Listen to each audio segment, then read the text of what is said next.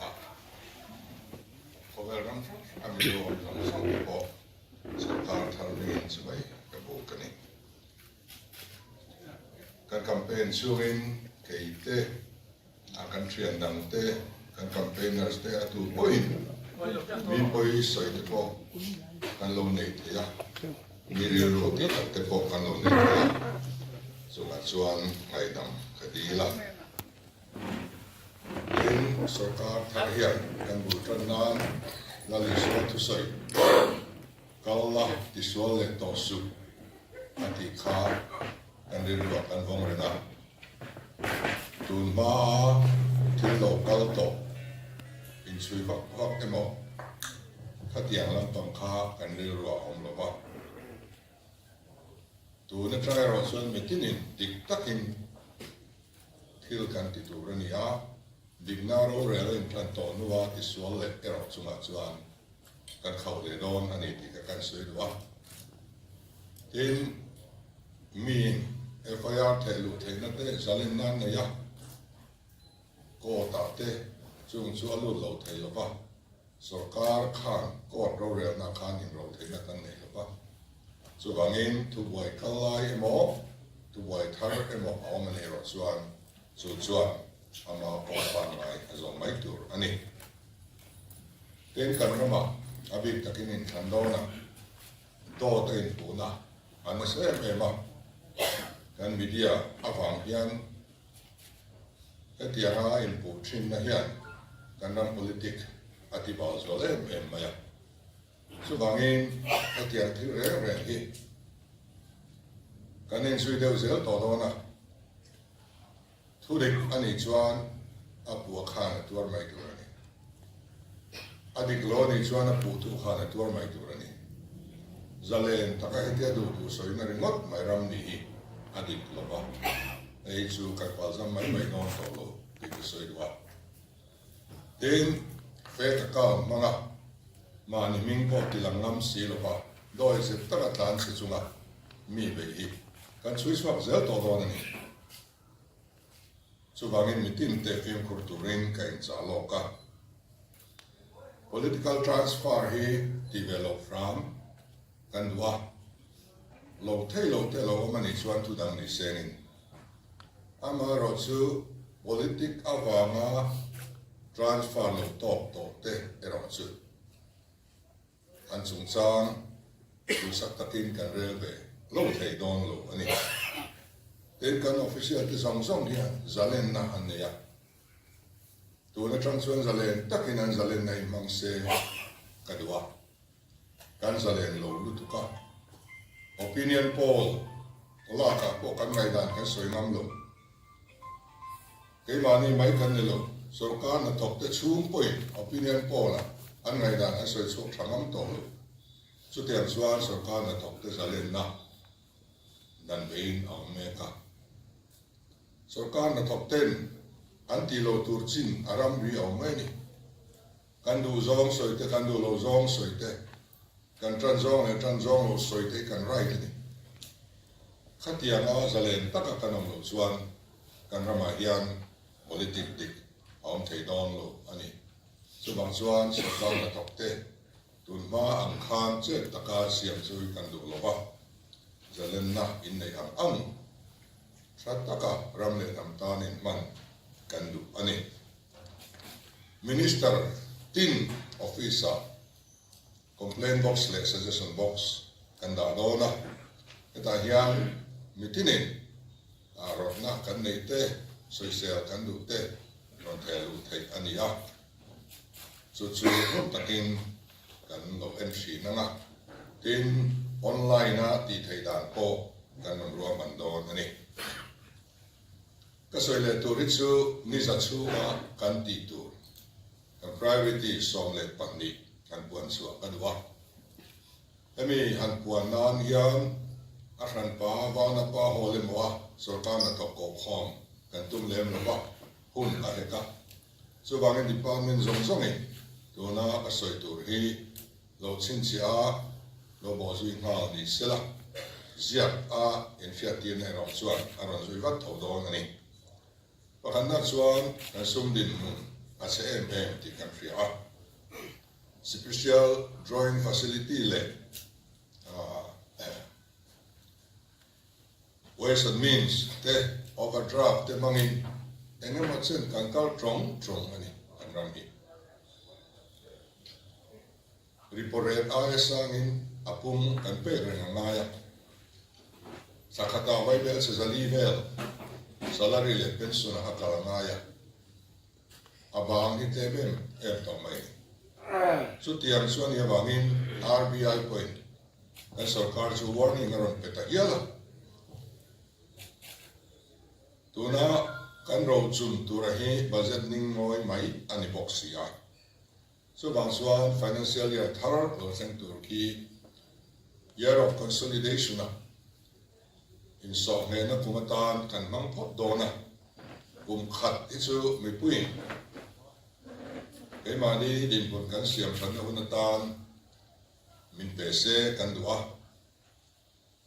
project liền này thiếu bôi mọc tê cùng khát sung xuan cán thì rum thấy đòn rồi anh ấy mà rồi chút thì chúng xuan cán mai bôi mọc bể chú cũng đã thọc tu tê anh ấy sung cũng đã thọc tu tê thay thar so thiên lệ ai lệ marsa lệ môn pia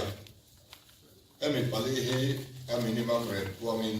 kan leyang ti kan india mani chu kan thu tiam chu kan bo sui ngal dona kan budget te kha tam lo ma selangin aning no e tran po hian kan ti thei donin kan in fia ha chu wang chuan en khai thar chi tu te song song kan rate ana fral andu chuan an fral thira kan reda ai thaso an mania rem phian na ru man nan lo siam the ni chuan an zalen poka chu tun Sorkar thara kan ti hasak ber tu ani in finance department a hian SEDP tan vai bel sida soma da that ania e hi thu le ma chuan khoi chen mi a lo tur ani apa thumna chuan budget siam chung chang in November thla kha budget bu sai hun ani der to a kan tlai khet to a chu ti chung chuan ti thei alamin kan ria kan minister tin ta hi an department chan theu anen to dan tu a road map ziakin kan nei bek ani chu minister tin te kan pe vek dona chu medium chu chuan ta chop ni lovin ngai to fan pa po ni lovin khá kan policy kan lo duang tau sa mong khan an minister chan theu kan en kol dona budget pa ngai kum tin mai angai le angai nei ren remote hi ani loka tuna kan budget thar tur chu ZPM policy oriented budget ani kan besia so bangin mi puin an vote chu kan policy khania kan manifesto kan vote ani ka ti lo tin an duwa thu nei na min pe ni chu wang chuan department ni an minister theu te kai fuai na ngai poi mo in budget siam dan ka ngai remote ni in ZPM policy team zone budget ra siam turin ke cha du bo ani ten kan budget a hian don financial year thara tram chuan share koptik na sei don ani kan budget a hian share koptik lo atam lu to kan lei budget tura kan pass te ai tam tak atakin le kan bale don ti khereng chumin lan moinan kher theyang berin kan da kan SEDP te po atam theyang berin kan da lan moi kan do revised estimate ain or budget estimate ain revised estimate alo claim do ya actual alo claim le do ya kung khata kan chut sual nei vai bel se sang tel ni kung chen kada chuan vai bel se sang fuwa de kan chut sual ni so dik chia thei chuan ni lo ama ro chu vai bel se sang tel tela kum tin chu dik lo kum khwa tu ri ani ring lo so bangin kan ni ang amin kan langa eng ma ke ni so kan se dong lo kan ton din mun tak kan chia je mo kan thar je mo lang chuak thei tu ring mà sẽ thì department tiền anh còn siêu kan về siêu atira kan han pass ho dial le atopa kan pass lo ang thil thek tam tak lo om supplementary demand mga soi ho na po hon to si lo ba include lian le duak thin hi ai hi kan ram finance and ko na hian ti re siam that kan du ani ten sarkar sum mani mi ma ta na lo la da kan lo pa lo ani chuan action lak ngai lovin mani lo in sin fel vat turin kan in fiat tir ro ani apalina chuan resource mobilization committee kan din dona ei arang theiang perin na tho tir kan tum ani chuan aron khoi tur chu pakhan na chuan austerity measures in ren chem da engai nge sum kan set le ta tu ti aron tianga chu da chuan ke mani ho minister ho hi kan kal ka sadoni ma kan floi lo ni antina chief minister in 2 grade 4 pali a sorkar pali kan bana pali dang kan la ko minister 10 pali an kol thaya pali an chokam pani an la kol thaya MLA 10 pani an chor thaya pani kan bana nga pakhat an chor to ten MLA zong ta na kar thar le hi ti to ani pokam ten minister tin ten kei potiamin motor thar kan le non lo alui ala tremem lamin kan fria Sorkar thara baga motor le thara sia hi atul na kan femelo subangin man tla an la ni pot chuan an lo man lui hi an mang zui ve mai don ani ten minister pakhat zeli kar pakhat le spare pakhat an kol thayam chu an kol tur ani lo bangla kan lo dona bangla lo dona pian yan furnishing and engmo ser dam tak man athar an thak thleng thina en bangla te kan minister tena lungoi takan lo me ten dia furnishing ti chu kan tilo aw mangam yan kan somang koi molaya alo pel he de mo thuam thanai mo lo pa ani ro chuan su thu ranin aw manga furnishing lam re rang yan an mani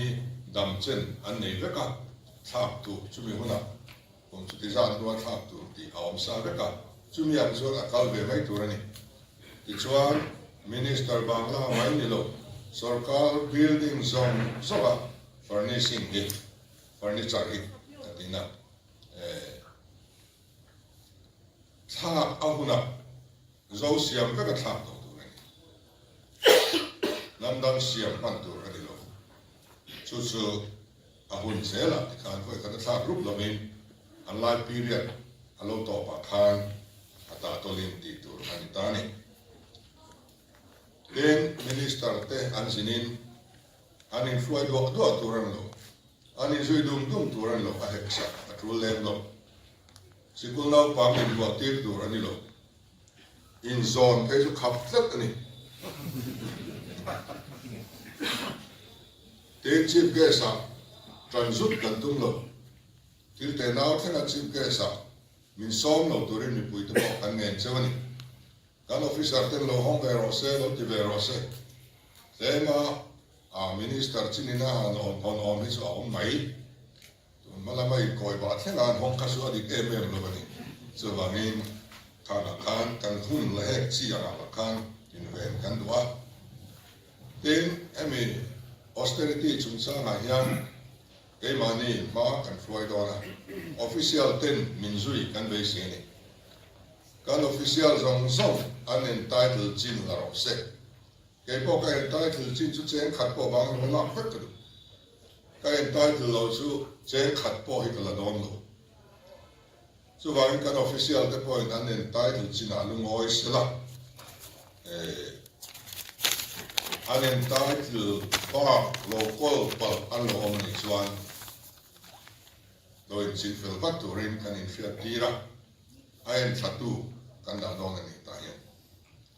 chu bang chuan mani chan vo ba lo ti local emo kanom ni chuan ei chu action kan la na zot don ani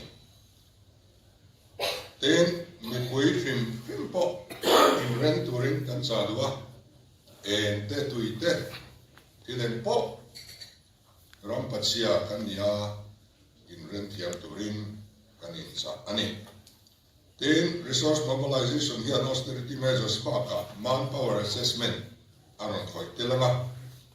kan mi fing mamo da lai department an tam lu tuk ngai in dai lo lu tuk thang song kha an lo zir tel bok don ai ai kal song le mani post lo om mek song January tharal mai ron report vector ania a justification ne environment ai kal an la environment mani post lo an om ai kal song kha ti re thei ani khel lo thei lo thi lam ve ti kan ria so bang chuan a justification ne anon thei lu vekanga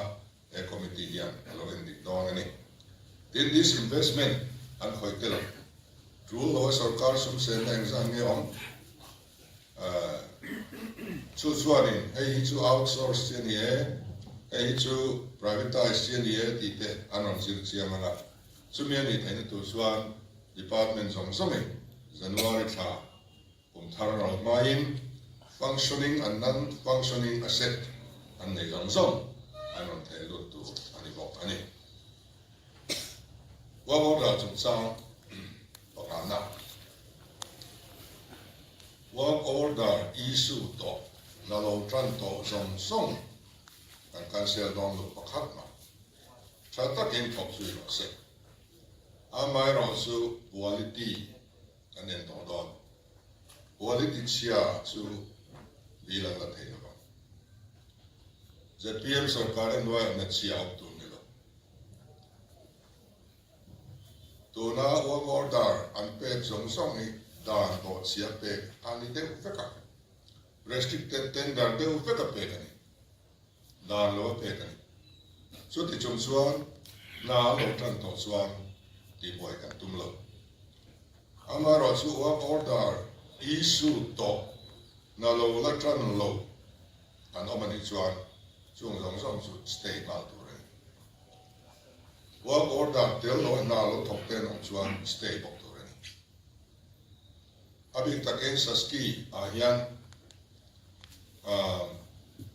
finance department atangin single nodal agency an sum to transfer rep ani to an lo man suwa to su an man suwa to in omanga a balance an laman lo zong kha ron report vek tu ni sa chuan sarkar ina tu ape ma ta ani then restricted tender reng pakhat ma chief minister approval lalobin ti mialo tu ani barumna anti corruption measures e kan ngai poi mo ni lok aita hi tuam sak kan dua maro su tu na din hun thar kan an hian tuam sak chi ni nge ni lo ki kan en fia phot don ni then CBI nena general consent arante yang berin kan pengal mok dona kan ram project song and dikturin monitoring committee kan din dona chu Sorkar le ZPM ho tu te chau yan an dik don zoram mi pui song ai o kim so da so an on don ni recognized party din train pakhat kheu anon thu ang NGO atangin anon thu ang MKC atangin pakhat MPF atangin pakhat so chuan mi pui ai o kim ani so me te su kan ram project and dik tu akan bang don ani an mani pui tur hian quality control division hi an man thei turin kan siam bok dona technical support pe turin party sarkar an dolwa mi pui sarkar alo pian ta ni so bang chuan mi pui sarkar ani sia chu kan monitoring committee hian tilan ani nga dona so me te chuan project true an tlona contractor khan a huna lo zo lo thei lo ta sila environment a huna zo lo chu mi huna chuan ka so hong eti zat hian ti in ti hua min ngu lo lau em nan di le ni sia enga ti nge huna hian an so thei lo chu bang chuan at san an ena he committee hian MNF party Congress party song ngai dan kan la vek don ni ai om vek don chu mi te chuan a ipo se sak te wangu an ti lo chuan en contract nga hi khat ma kan ko se lo in revised estimate hi su committee box chuan in revised sak te te mu an ti ni lo chuan chen khat po in revised ani ngai to don lo i ka kan soi le du pop ani then etiang na kan thon tu ra hian kan minister le kan MLA song an chu khan lai na le thiam fa te voi na hian kan en dua kan chu khan lai na le kan thiam fa te hi min froi so tu hong ni lo min so ti thiam tu ano ni to ani mai the ye ke ni ai ro chuan ei ro lo tu ra min pui tu min trong trai pui tu min ven pui tu ni tu rin kan sum phat lai na le thiam tha te zong kan nge na kan party workers zong po chu tiang su chuan kan nge na kan official zong te po chu tiang ri ru min put puya ma min la pui tu rin kan du a kan official te cooperation tel lovin Sorkar ta the the country a chu bangin dik taka kan ni tin na kan thot la kan du a NGO le program song rồi ổn đó kan nen boka kan NGO te kan program te chuan ero na ko nga hian an ti thei tok chu ti deuh vek to a chu nei nan ku ta ve si lo wa min fin chwa tu min dom tu min trong trai sak tu atan an tang kai em do na tin mi pui mi mir zoram mi pui mi mir hian lem na hi to ko I trăng ho kan zawa hian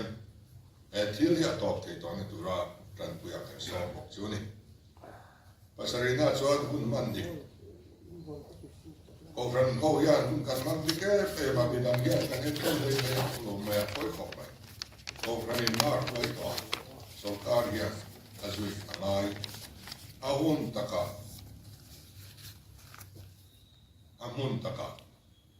kan om tu ani emetan hian biometric attendance system ni department ni to na tangin na lo ne ya introduce but lo tum khel to ani ten officer in khelda bongruwa en chi ma on tu ni lo mishing rong bo hi pathian rong bo na ya Sorkar na kan to hi mi pui rong bo ni chon pathian rong kan bo le ni sumi su in khel tu rin kan in sa ani parian na chuan state marketing board kan din dona ei ram takin kan din dona an na pui ber chu trai phari ani dona stable supply chain te an tianga in kan trai kar processing te skill development entrepreneurship kan ti zong a value addition kam thila kai noi zong ne khan e marketing board hian ma aron dona ni Pagwana chuan boundary committee kan din ma lang ram ria buaina o be le din chop chung atrulo athalo to le tang hian kan rin bua sai tu rani ta po hianin mi pui ayo kim thayang perin kan huai tu ten anan duanga so na SSSB le SEDP Board chiangal tu rani in Resource Mobilization Department in Chiangal Torani. Department pui din angai lo emetan yan. Resource Mobilization Department dilavin Resource Mobilization Committee kan niyama. Chuchan te kherto. So pakanda chuan Right to Public Service Act kan lo pass to kha. Ataka mangnal turin department tinte malangal turin kan sa bok ani. Ato bera chuan rulo ti tam setin kan do don kan thalai te etisa ti me le nun be do la om me ki chan so wat ngai emetan hian kan basit po kum dan zong ai kan thil phal do ni ti tak zetin emia hian mau aka kan excise act ding lai te po atu langa men thoi during ma kan la tran bok don ani ole kha song kha kan priority is a chu ma mi tu kan buat ke ani duna kan soi kan is a chu ma ta ni nakina budget thar kan ne buna kung khat chu nga kan priority